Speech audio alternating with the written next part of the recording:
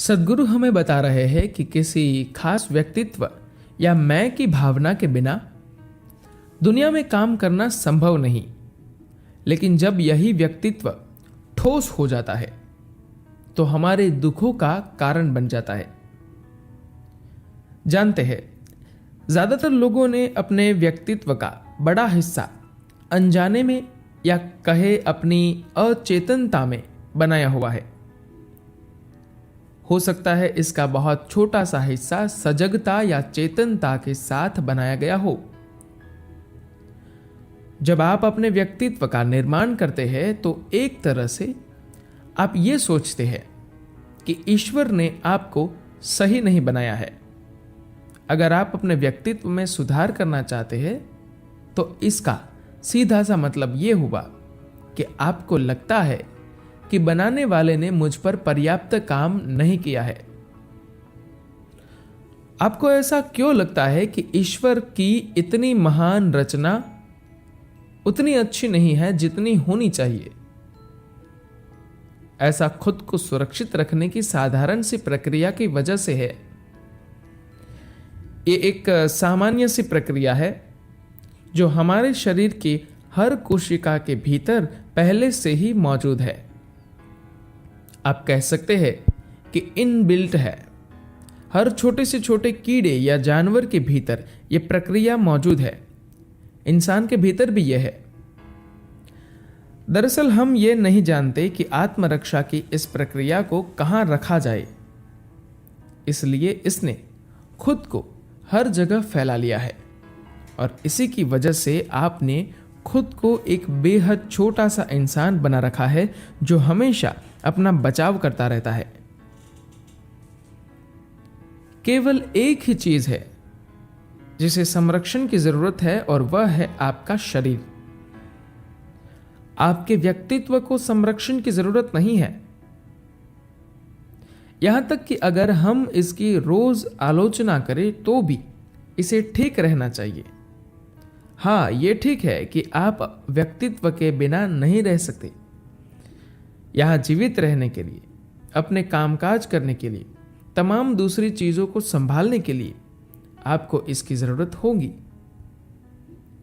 लेकिन अगर हम इसमें लचीलापन होगा तो आप अलग अलग जगहों पर स्थिति के मुताबिक सही प्रकार के व्यक्तित्व को धारण कर सकते हैं।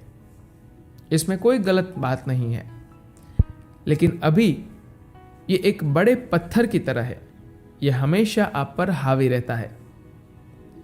इसने ऐसी व्यवस्था बनाई हुई है कि जो कुछ भी इसके दायरे से बाहर है वह आपके लिए परेशानी की वजह बन जाता है। इस नमूने को, जिसे आप मैं कहते हैं, किसने बनाया? निश्चित तौर पर आपने ही बनाया है।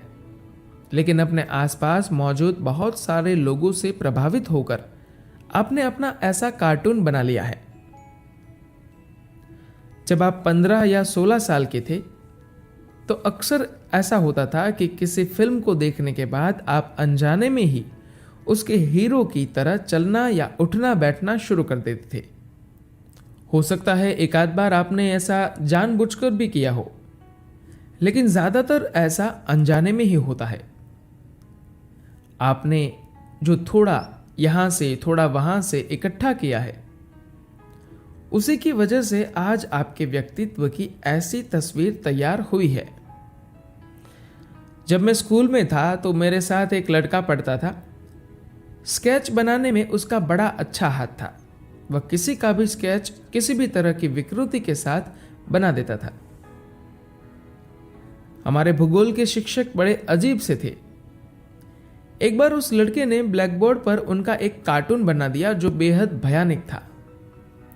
इस तस्वीर को काफी विकृत किया गया था, लेकिन फिर भी हर कोई पहचान सकता था कि वह किसका है।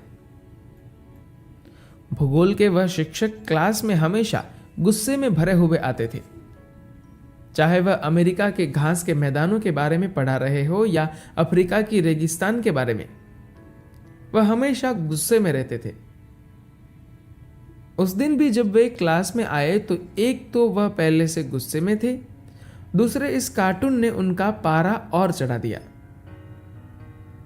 उन्होंने पूछा, इस करतूत के लिए कौन जिम्मेदार है?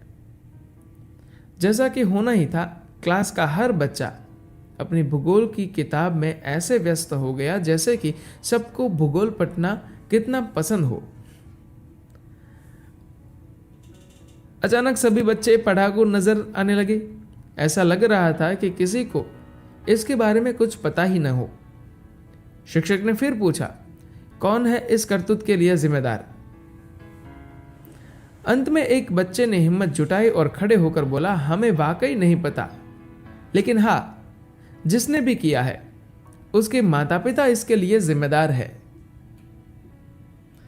इस शरारत के लिए जिसे आप मैं कहते हैं, आपके माता पिता जिम्मेदार नहीं है, आप खुद जिम्मेदार है। जीवन के साथ आपको जबरदस्त संभावनाएं हासिल हुई थी, लेकिन उसे इतनी छोटी सी संभावना में विकृत करके अपने बहुत बड़ा अपराध किया है। आपका व्यक्तित्व जो एक कार्टून है, वह आपकी मदद के बिना एक दिन के लिए भी नहीं टिक सकता। आपको हर वक्त इसे सहारा देना होगा। ध्यान का मतलब भी एक तरह से यही है। आप अपने व्यक्तित्व से इस सहारे को छीन सकते हैं। अचानक यह बिखर जाता है और फिर केवल उपस्थिति रह जाती है, व्यक्ति गायब हो जाता है। कभी लोगों से एक अलग तरीके से मिलकर देखिए। मसलन जिस व्यक्ति से आप मिल रहे हैं, उसके हिसाब से उस वक्त जैसा व्यक्तित्व जरूरी हो वैसे व्यक्तित्व को ओढ़ लीजिए। ऐसा करके रोज एक नया कार्टून बनाने का मौका मिलेगा, जो अपने आप में बड़ा मजेदार होगा।